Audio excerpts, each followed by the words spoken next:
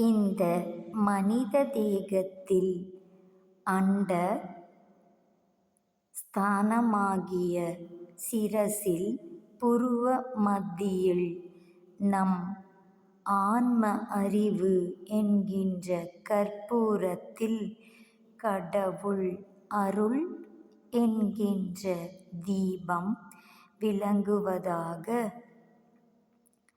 பாவித்து பார்த்து அதில் பழகி பழகி கடவுளிடத்தே உண்மையான அன்பையும் ஜீவர்கள் இடத்தே உண்மையாகிய காருண்யத்தையும் இடைவிடாமல் வைத்து ஓங்கார பஞ்சாட்சரம் சிவ பஞ்சாட்சரம் ஞாபகம் செய்தல் வேண்டும் அவசியம்.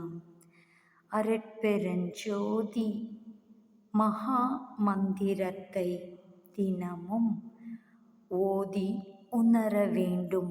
திருவருட்பா உரைநடை பகுதி. Please kindly like, share, subscribe our channel dear all. அரட்பெருஞ்சோதி அரட்பெருஞ்சோதி தனிப்பெருங்கருணை அரட்பெருஞ்சோதி கொல்லாநெறி குவலயம் எல்லாம் ஓங்குக அரட்பெருஞ்சோதி அபயம் எல்லா உயிர்களும் இன்புற்று வாழ்க.